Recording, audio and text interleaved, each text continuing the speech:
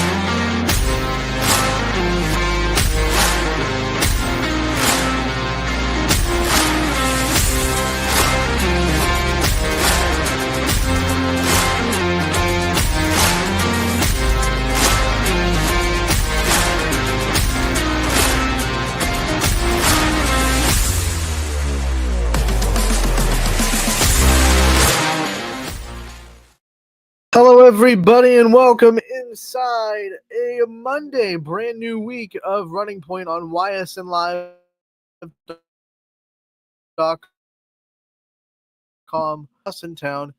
As always, Anthony Hartwig with you. We are proud to bring you another week of this show. We have a great weekend to recap. There was a lot of good results coming in over the weekend on Friday and Saturday. We will do that. We will, of course, preview tonight like we always do. We have a coach's corner and season preview to highlight today. It's going to be Joe Bornemus, the head coach of the girls program at Girard. He'll be featured on today's episode, so we have that to look forward to as well. Let's not waste any time. Let's get right to the scoreboard on ysnlive.com. If I can, there you go. The YSN scoreboard is brought to you by Burnett Pools, Spas, and Hot Tubs. And it is a great tool for the YSN fans, whether you were at one of the games or watching one of our broadcasts. Either way, you don't want to look away from the action for too long. And the YSN scoreboard is a great and easy way to get live, updated scores across the YSN family from your favorite teams, whether it be your heated rivals or your best friends. The YSN scoreboard is definitely the best way to get the results. And it is proudly presented by Burnett Pools, Spas, and Hot Tubs. We'll get to today's scoreboard a little bit later on in the show, but for now, let's toggle down to the bottom here and scroll to Friday's scoreboard, which was December 6th. And we'll start there with the whole weekend recap. We start with girls basketball on Friday. Beaver, big win over Bishop Caneview, 62-32. Bobcats all over that one. Sebring falls to Lowville, 51-22, the final score there. Hoban gets the win over Stowe Monroe Falls, 56-27 on the road. Jackson, Milton, and Springfield getting together to start MVAC play.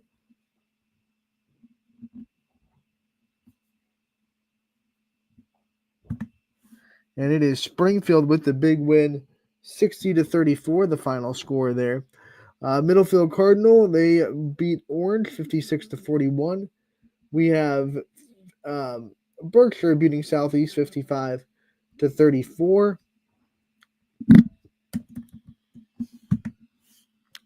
Middle Ridge beat McDonald, 63-54, the final score there. And also in that game, Ava Hewlett becomes an 1,000-point scorer in her career. She needed 12 going in. She got 14 in a double-double, so congratulations to her. That's a big win for Middle Ridge to open MVAC play. Pymatuning Valley got the win over Badger, 47-36 the final. And then Warren Harding, although they got a pretty big fight from Hubbard, I think this is a win for Hubbard, being this competitive with a team that is as good as Warren Harding. But the Raiders do get the win in that one, 47-39. But I think this could prove to people that Hubbard might be legitimate this year. The undefeated start, the big wins on the road, close wins. Hubbard might be something to be contended with. They're going to go to Poland on Thursday, and that'll be a big, big one to watch out for. With Hubbard playing as good as they are right now, could Poland be in a little bit of trouble when they start league play on Thursday? We'll have to keep an eye out on that throughout the week. Boys basketball tonight. On Friday night, Lisbon and Liberty playing on the afternoon on Hoops at Noon. It was a great success. If you watch this game on ysnlive.com with DJ Oakley on the call, you could easily see how packed that gym was. A huge atmosphere. Students were there from the middle school, from the elementary school, from the high school. It went off with flying colors. I love this idea of having a game in the middle of the school day to really get students into the gym and get them involved.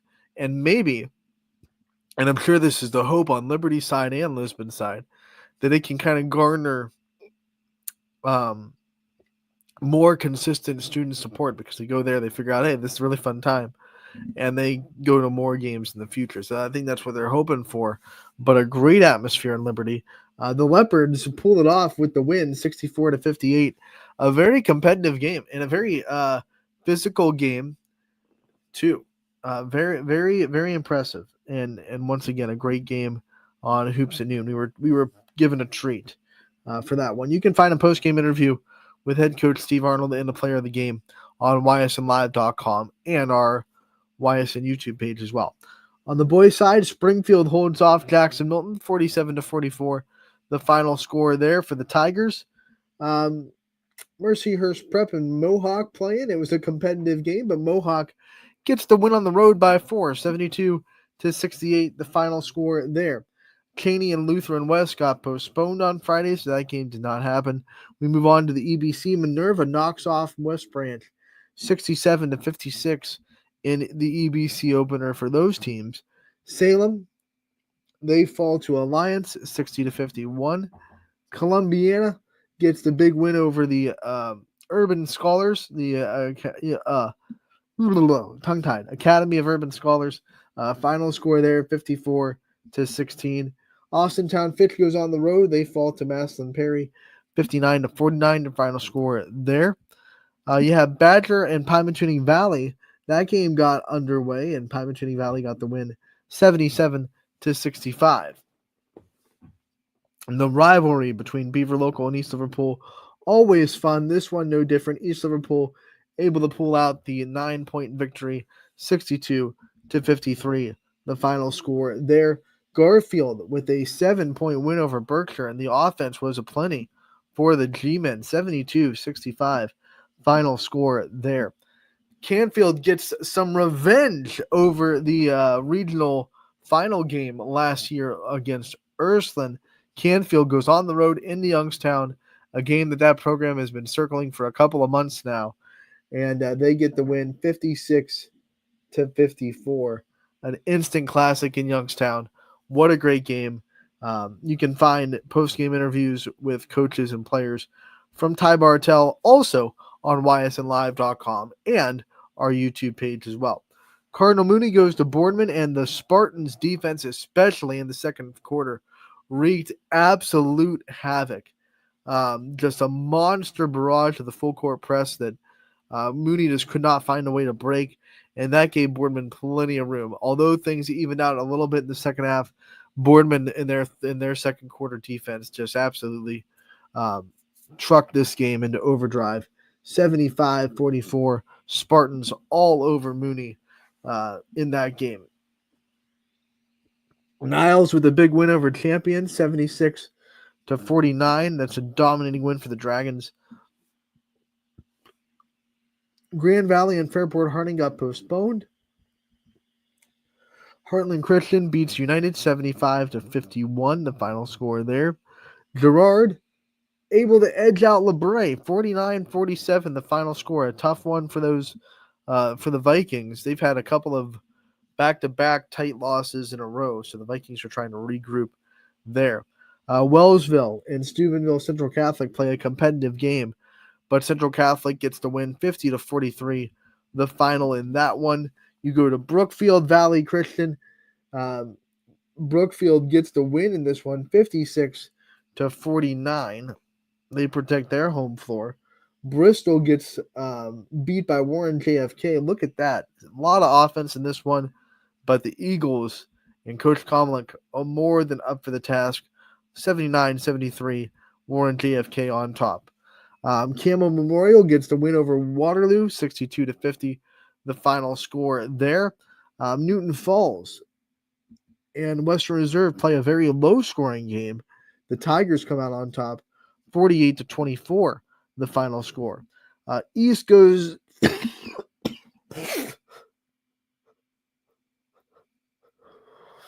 Excuse me. East goes to Hoover, and Hoover gets the big win, 63-24. Howland goes over the border to Neshannock, and they fall 58-39, the final score in that one. And then last but not least, you have Beaver in PA. They get the win 67-26 over Rochester in that one. So we'll move on to Saturday's game, December 7th, and see what we had in store for this one. Boys basketball is what we'll start with. Orange on the road against John Adams, and Orange gets to win 67-53. The final score there, that game took place at Shaker Heights, so the neutral site win for the Lions. Wellsville and East Palestine doing battle, a very competitive game between the Bulldogs and Tigers, but Wellsville does get the edge at home, 57-50, the final score. Champion able to bounce back after their loss on Friday as they get right back to it on Saturday. Get the 10-point win over Lordstown, 61-51, final score there. St. John and Conneaut was postponed. Sebring goes to Chalker, falls 69-39. Cheney and Barberton. Cheney gets the win, 52-35 in Shaker Heights against Barberton. Heartland Christian, they get 2 wins in 2 days, 82-40 over Latonia, the final score there. How about Mooney? Did they bounce back in a big way in their second game in 2 days? Remember, Boardman's defense really handcuffed Mooney, but on the flip side, they go into the field house and their offense was anything but handcuffed as Mooney runs away 72-37, the final score there. They let out some frustrations on the Wildcats. McDonald versus Lakeview, that was a competitive one. Lakeview gets the 2-point victory, 58-56, the final big one for the Bulldogs. Southeast goes to Field. They fall to Field 64-52. Edgewood at home, hosting Spire Academy. They fall 53-46. United against the Urban Scholars. All Eagles in that one. I should say all United Eagles because both those teams happen to have the same mascot. 72-30. United gets the big dominating win on home. Valley Christian and Lowville, the Eagles do get this one, 49-29, and they give Dolph Carroll his 200th career victory. So we want to give a special shout out, a tip of the hat, a clap, a round of applause. Man, Dolph Carroll has meant so much, not just to the basketball program at Valley Christian, I would say the school system. He's more than just the athletics director down there. He just does so much for these kids at Valley Christian. I don't think you can put in the words what Dolph Carroll means down there. So we congratulate him for his 200th career win as he gets it over Lowville. Mohawk goes on the road at Neshannock. They fall 64-38. That's a tough one. That's Mohawk offense is tough to stop. So I would be hard pressed to say that Neshannock probably has a really good defense down there. Howland gets the 4-point win over Mercyhurst Prep, 58-54, the final score there. And then Louisville, gets the win over Walsh, 79-42, the final score there. Leopards all over that one. On the girls' basketball scene, Eastlake North, they are able to hold off Orange. I think that one should be flipped because I'm pretty sure Eastlake North won that game 61-39. I will double check that. Jefferson got a game in as they travel to in Iroquois. Sorry, I don't know why I thought that was an in. 68-46, the final score there. Warren JFK girls, their offense is very dangerous, and they continue to prove it. They get the big win, 70-20 over United. Crestwood, who just lost to LeBray a couple of weeks ago, gets the revenge over LeBray at home, 52-43, the final score there. Austintown Fitch goes to St. Joe's, and St. Joe's is tough, and they prove why. 67-32, final score. They get the win. Louisville, a tough loss against Maslin Perry, against Leary Catholic, as they fall 51-49 on the road. Mogador and Lowville. Mogador with a 20-point win, 57-37. East Liverpool goes to Southern and gets the 4-point win, 38-34 over the Indians. McDonald on the road at Badger, and McDonald 65-53. Find a lot of offense in that one. They get the victory there. It's starting to set up a pretty good matchup as if McDonald keeps playing like this. Springfield on Friday. That should be fun. Springfield versus McDonald in McDonald.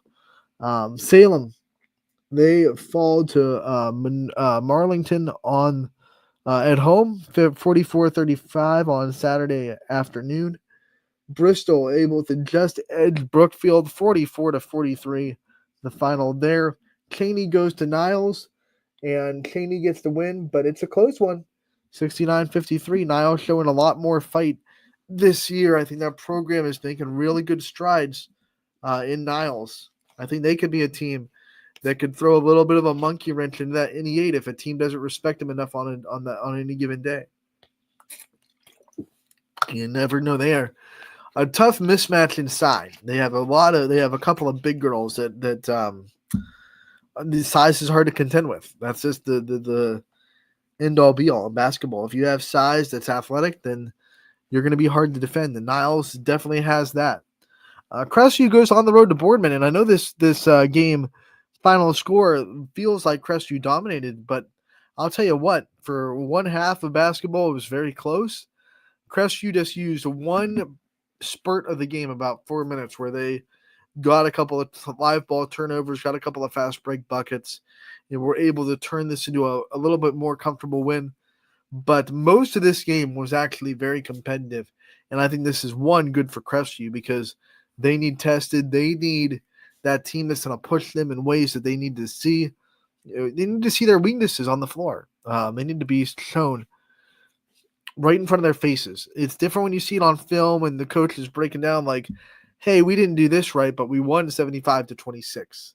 But we didn't do this exactly right. But then all of a sudden when it's a 6-point game at halftime and you turn on that film and say, hey, guys, we're not executing this perfectly, then it becomes a lot more clear to these kids that, hey, maybe we need to fix some things. So I think it's really good that Crestview is having teams like this on their schedule that will push them.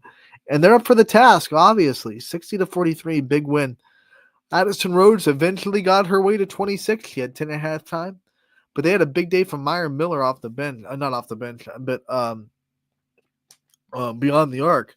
10 points for her. I was talking to Coach Blatch, and I said her defense is so good. But anytime you can get her numbers up offensively, that's an added bonus for Crestview because they already have, I would say, 3 girls that you really have to look out for in Addison Rhodes, Lorraine Gaskins, and then Ava Busey. But then if you add Meyer Miller shooting perimeter jump shots to the mix, and then you add Breida Cross, who can drive and made a lot of good moves inside to the mix, Crestview is dangerous offensively. It is not just as simple as, let's just stop Addison Rhodes.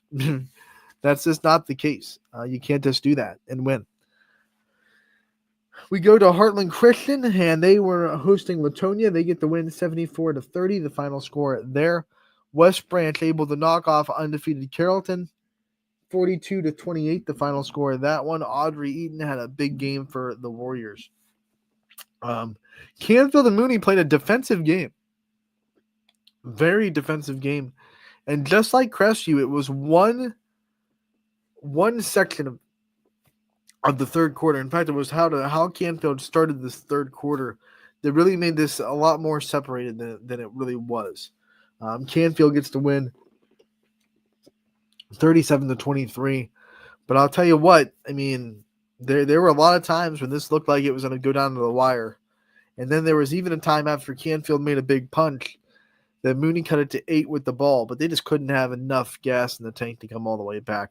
Canfield gets the tough, hard-fought defensive win on the road, 37-23. Beaver Local falls to Oakland, 60-26, the final score there. Girard and Western Reserve. Western Reserve gets the win, 51-31.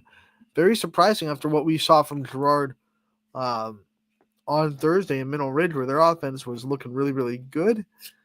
Western Reserve, they kind of slow them down, and they get a 20-point win. That makes Western Reserve look pretty dangerous.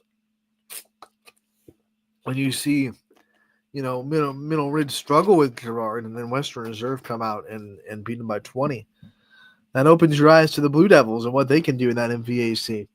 The Bobcats of Beaver fall to Fort Cherry, PA, 47-42, a close game there. Some hockey scores on Saturday as well. Canfield falls to Mayfield 7-3. Orange able to beat Chagrin Falls 5-2. We did have just a couple of finals on Sunday.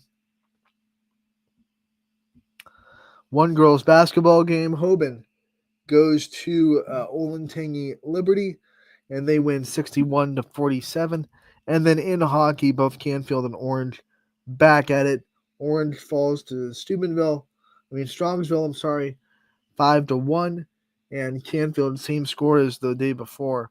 They fall to Normandy, 7-3, the final score there. Nordonia. They fall to Nordonia, 7-3. So that'll do it for the scoreboard recap of the day. We're going to take a break here on Running Point. When we come back, we will feature a coach's corner and season preview next on Running Point, brought to you by our good friends over at Greenwood Chevrolet in Austintown. 21 News delivers the news as it happens, using the latest technology from where it happens. Live here outside the Mahoney County. On air, online, Wednesday afternoon weather update. Very dangerous. and on the 21 News social media platforms. I'm on the road right now. 21 News, the Valley's only locally owned source for trusted news since 1953. Craftsmanship to us is 60 years of pride and dedication. Passed down from generation to generation. The hardwood floors that your kids take their first steps on. The solid wood doors you quietly close at night. The things we create day in and day out are the products that end up turning your house into a home. At Baird Brothers Fine Hardwoods, uncompromising quality and craftsmanship built our business. And it will keep us moving forward for generations to come. Going the extra mile at Greenwood Chevrolet means we want to take care of the community that takes care of us too. And we have to work together always. And that's how you stay in business for 40 years. I love being a helper because when I help somebody, it makes me feel good. It means a lot that I can make a difference in others' lives. So I will do everything I can and just being there for them every step of the way. I want them to know within the first 5 minutes that they could depend on me. That's what going the extra mile means, only at Greenwood Chevrolet. Before the lights come on, before the workday begins, before a long day is ended, or it's time to have fun. It all starts with the people at Joe Dickey Electric.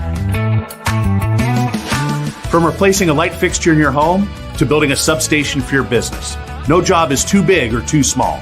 The people of Joe Dickey Electric power them all.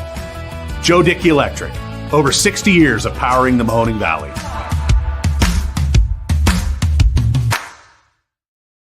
Welcome back to Running Point on ysnlive.com, brought to you by our good friends over at Greenwood Chevrolet in Austintown. You just heard from them in that commercial break. They go the extra mile for you. We try to do the same here on this show every single day, every single week, every single hour, whatever it may be. We're always trying to go that extra mile for you and your community and your students and your athletes and your coaches and your programs. We are dedicated to making sure that they get highlighted. Before we go into Joe Bornemus's season preview, want to talk a little bit, about the college football playoffs, right? I mean, they came out with the playoff bracket, first year of 12 teams, and when I was watching that last night, I was just kind of giggling because I remember 2 years ago, right, when it came out that they were going to go to 12 teams, and there were a lot of people that were like, yeah, let's go 12 teams, no more arguing over who's in and who's out. Now we just know, like, everyone that should have been in is in. There's there's not going to be any debating anymore. And I snickered because I was like, you know what, guys, they could put 24 teams in the playoffs and you would still get arguments from 25, right? And here we are with 12 teams, and there's a lot of uprest on social media and a lot of debate on how did this team get in, how did this team, but even more than getting in, what you don't also realize is seeding becomes very argued because only the top seeds get the home game, right? So seeding becomes very argued. Hey, how did we get below this team, or how did we end up here? And then also pairings get really looked at. Why are we ending up playing the one seed in the quarterfinals? Wow, did we not do good enough to get an easier path to the semifinals? It's just, no matter what, one, I think our sports culture, our fan culture, and our media culture, definitely media culture, this is no shocker, but they thrive on debate. You know that. They always want something to argue about. So the college football playoffs could be a 35 team bracket, and there would still be, well, I can't believe that this team got seeded like this, and I can't believe that this team was left out. This team was on the bubble. It happens in basketball, guys. So anyone that thought that this 12-team playoff was going to ease all the dramatic arguing and the outrage that these fans feel, no. It might have dampened it a little bit. I will say, like, it might have dampened it a little bit. In the last couple of days, digesting the reactions to the bracket, maybe not as visceral as they were with the 14 playoffs. I mean, you saw a lot of teams that just felt like we deserve a shot. So maybe not as visceral as it was, and maybe you'll take that.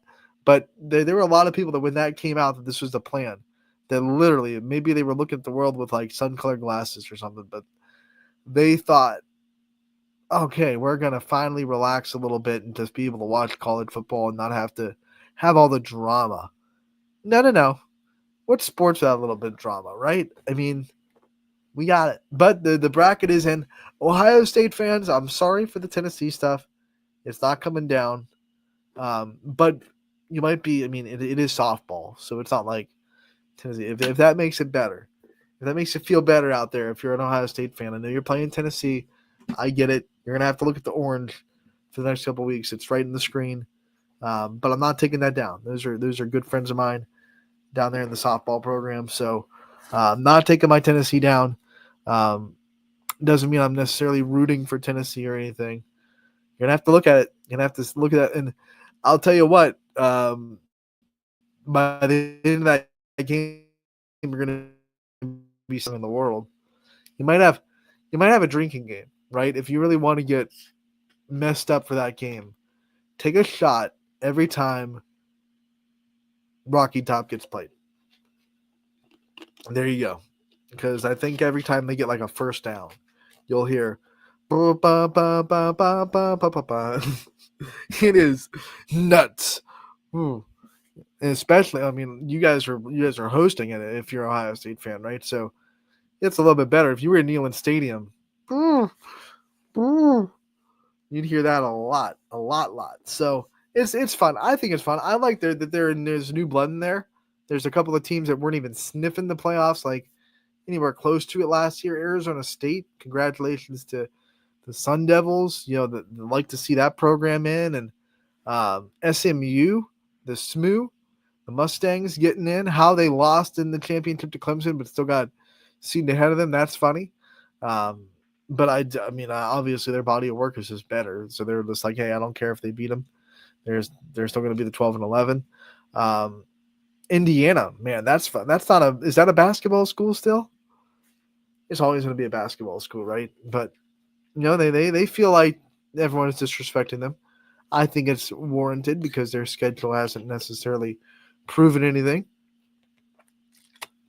But we're going to see what they can do against in-state rival Notre Dame. That's fun. I love the bracket. I love the intrigue.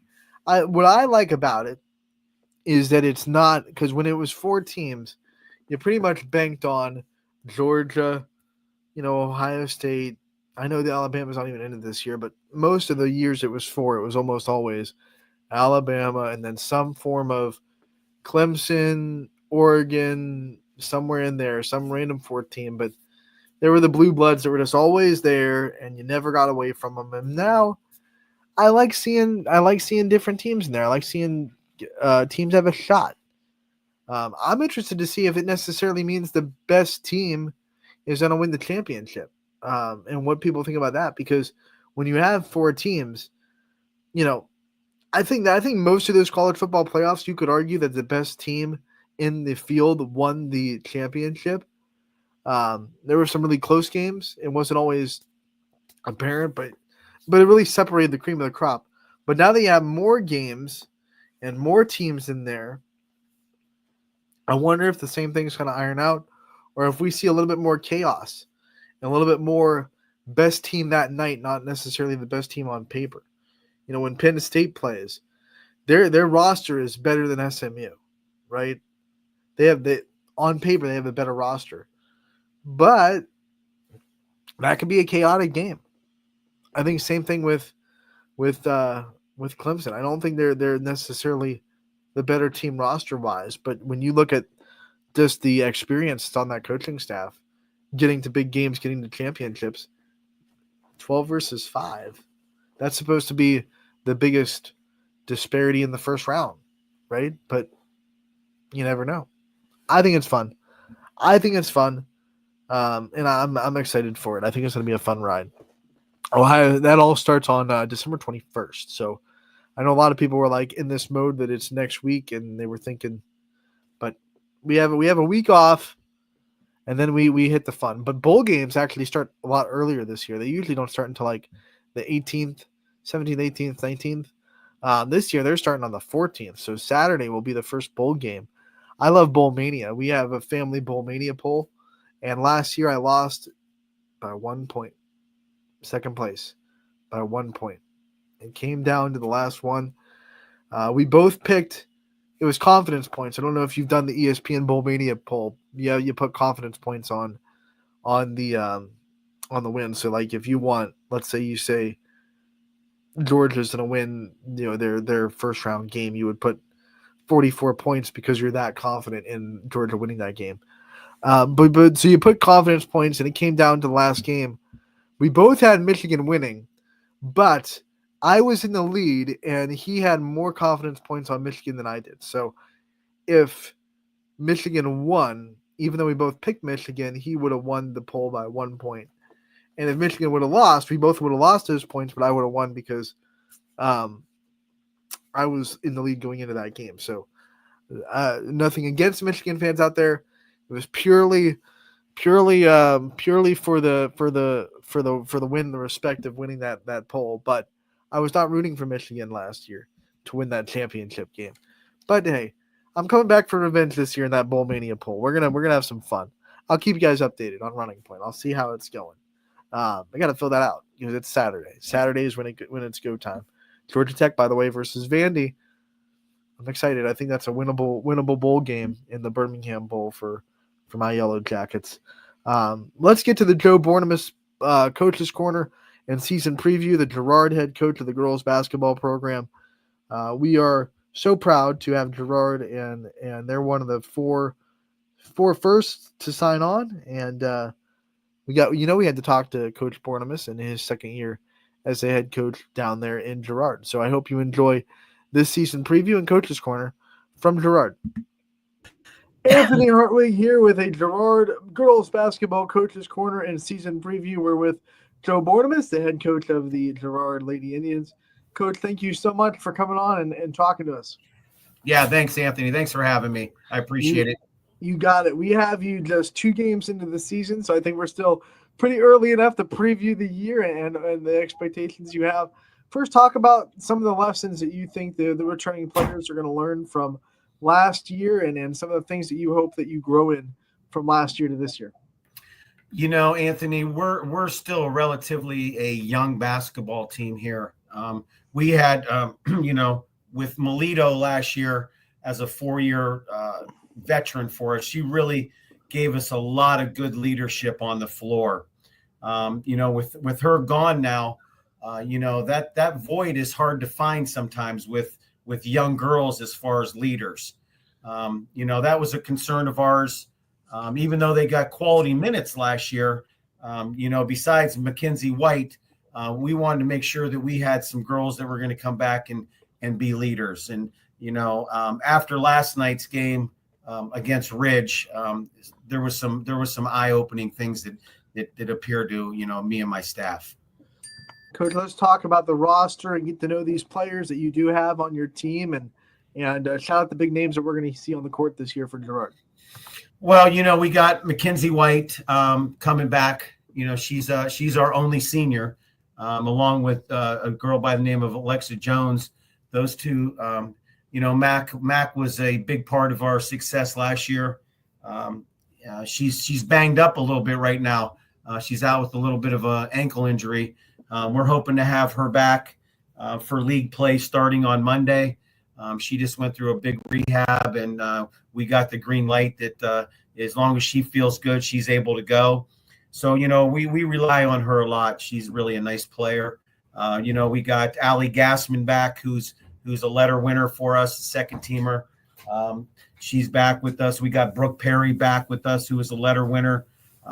Gianna Schubert, another letter winner. Young girl, still sophomore. Kaylee Wilkes, sophomore, letter winner.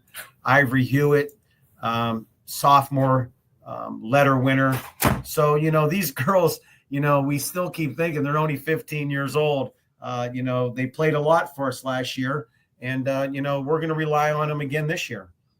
Yeah, you go through those names, letter winner, letter winner, letter winner, letter winner. I mean, you might be young age-wise, but you're not young experience-wise. What's that do for you as a coach and a coaching staff to be able to put these girls in situations where that you can trust them because they've been there before?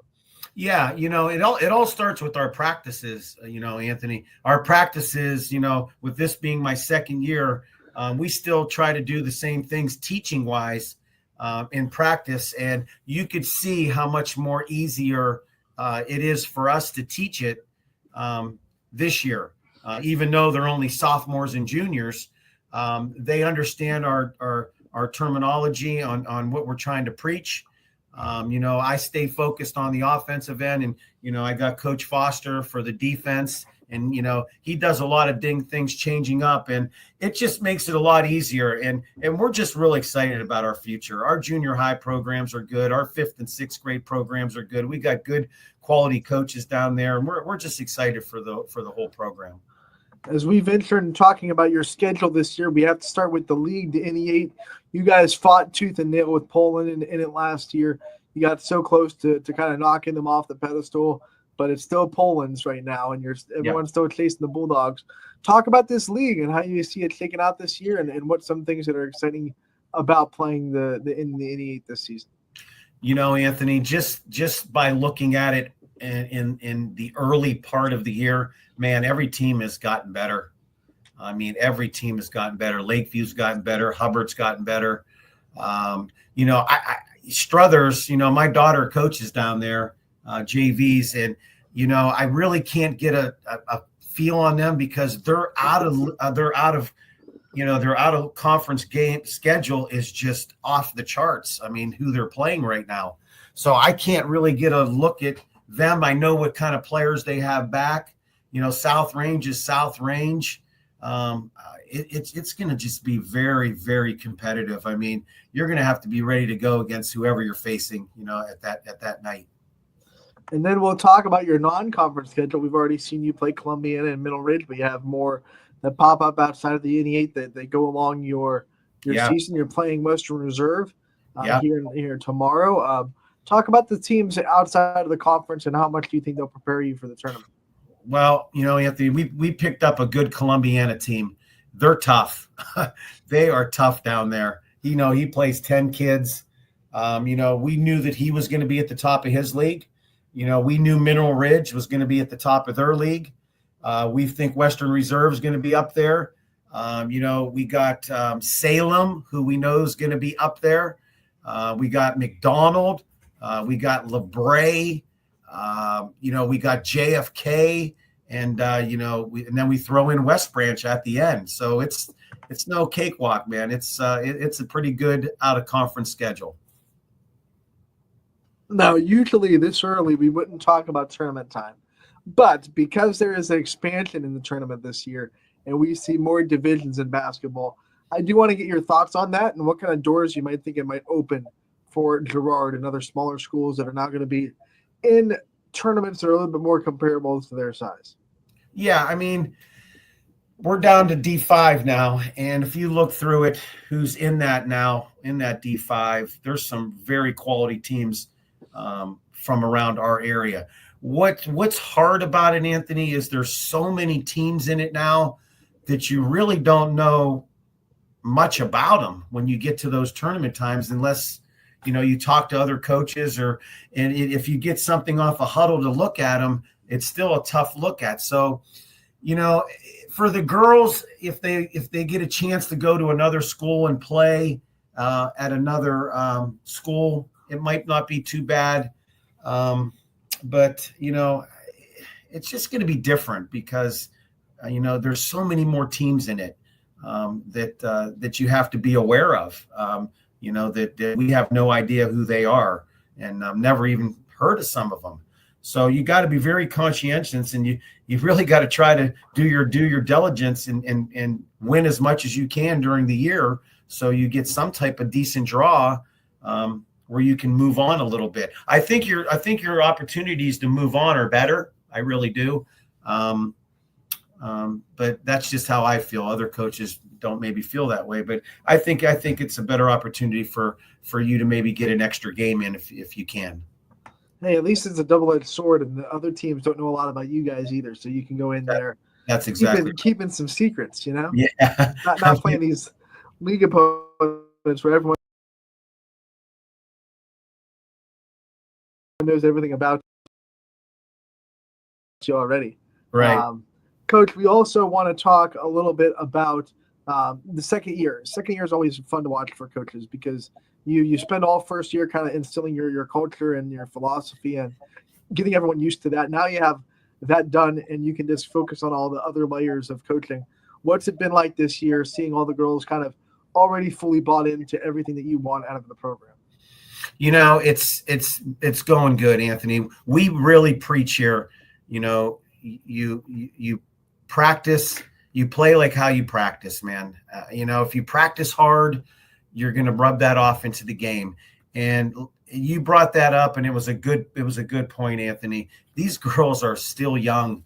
They're very young, but we've had the fortunate that they got good quality minutes at freshman last year. We told this group in year one that, if you worked hard enough and you were good enough to be on the floor as a freshman, you were going to play. And I think that they worked through a lot of their mistakes last year, where this year they're not committing and maybe doing those things that they repeatedly did as a freshman.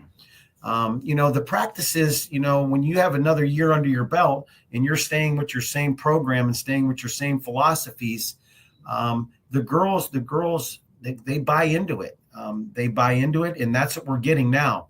We got junior high girls calling me, texting me, Coach, can we go on the bus? We want to ride the bus with you and go to the games and stuff like that.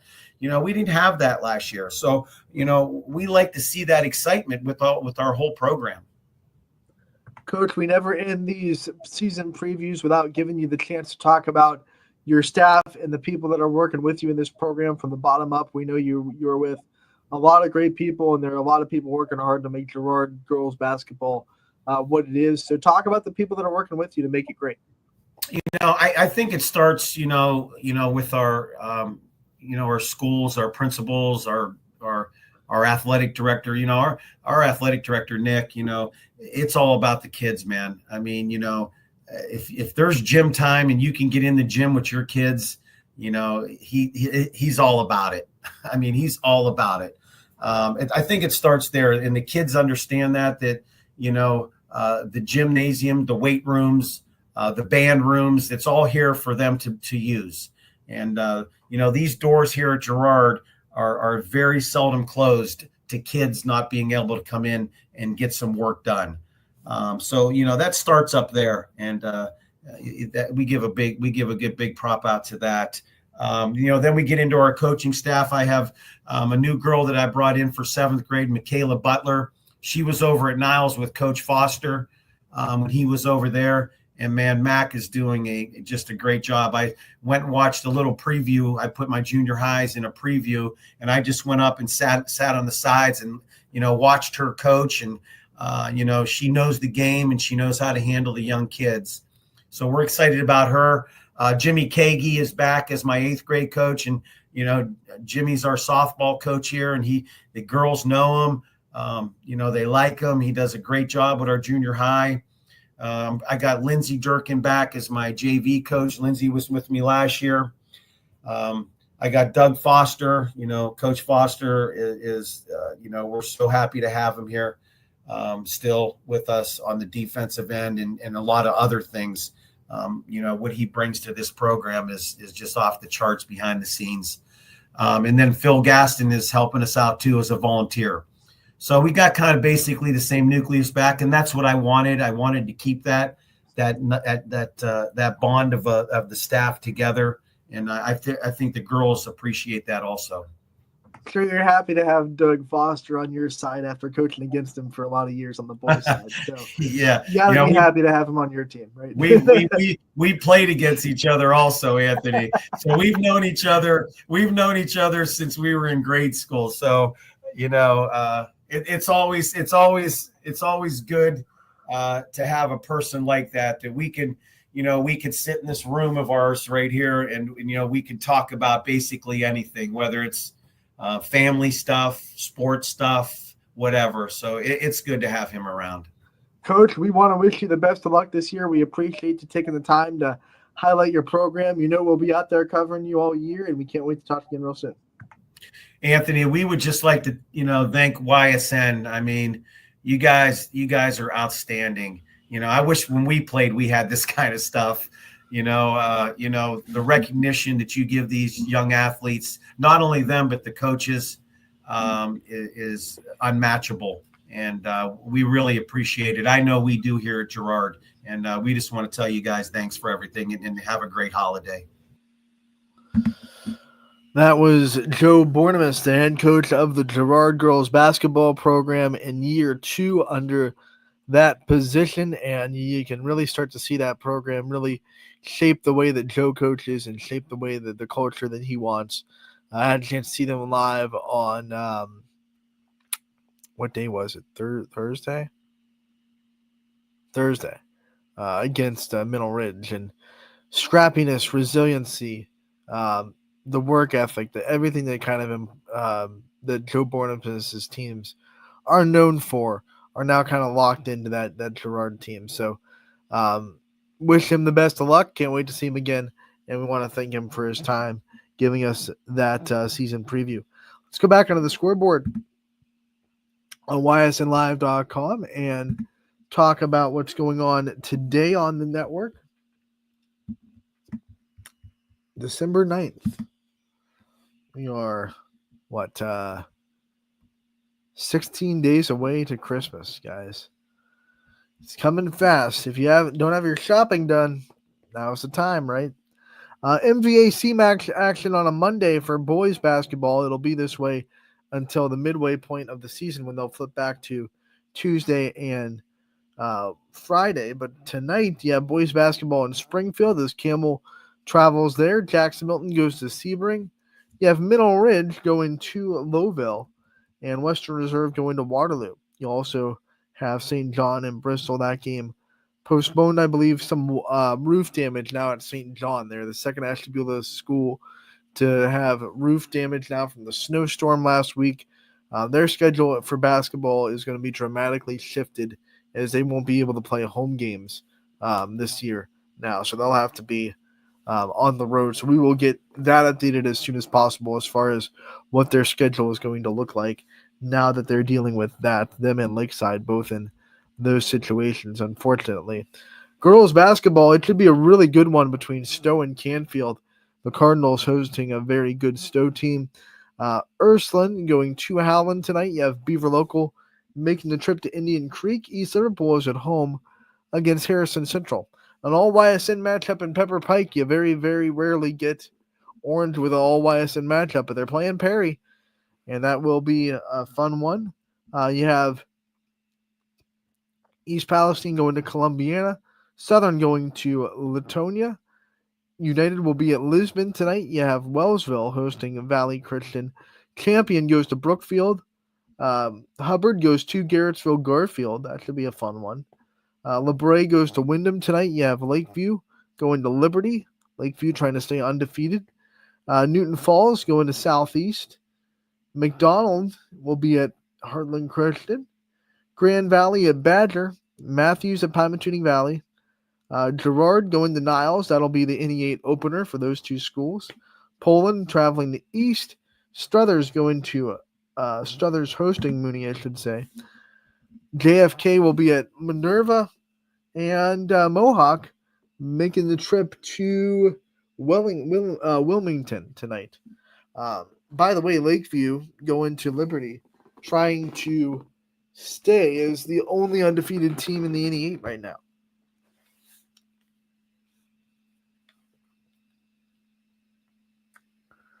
Let's go over the broadcast schedule tonight, who will be out there for you guys, and what games will be on the network at ysnlive.com/live. Starting with girls basketball, we'll have Mooney at Struthers. Matt Marr will be on the call there for that one. I will be in Brookfield for their matchup with Champion. That's a 6:15 start, only playing 2 quarters of JV in Brookfield. East Palestine and Columbiana will be covered by Joe Eusebio. You have Dakota Kotzel. He'll be at Niles for their matchup with Girard. Ty Bartell going to Canfield as they match up with Stone Monroe Falls. Once again, that'll be a big matchup in Canfield. Chris Sigler going to Lisbon for their matchup with United. We will have video-only huddle cam footage from Wellsville and Valley Christian. Noah Ricks will have you covered for Perry and Orange on girls basketball. And the school will have you covered for Garrettsville Garfield and Hubbard. Then we go to boys basketball. Eric Hughes will be in Lowville for their matchup with Middle Ridge. And then Noah Doty will be in Springfield for their matchup with Camel. One schedule change. Obviously, Bristol and St. John, they are going to play now on, what's this, move to 12-9. It's 12-9. Game's not happening. Game's canceled. Rescheduled date to be determined. So that will do it for today's episode as well. We want to thank you so much for tuning in today. We also want to wish all the teams tonight the best of luck as we start a new week of basketball. The Baird Brothers Big Dog of the Valley winners from week 1 have been announced. You have Colin Callahar from Heartland Christian winning on the boys' side, and Alyssa Brown from Cheney winning on the girls' side. A new poll will be up very shortly. So stay tuned for that, but we are proud to once again roll out Baird Brothers Big Dog in the Valley for basketball, and we will presented by Baird Brothers Fine Hardwood, so it's perfect for basketball, right? So that'll be fun as well. We'll be back on the show tomorrow to talk about all the action tonight and all that fun stuff, so don't miss anything. We also have a live guest tomorrow as well. Don't want to spoil it, but we will have someone live on the show. Don't want to miss it. Thank you so much for tuning in today to Running Point, brought to you by Greenwood Chevrolet in Austintown.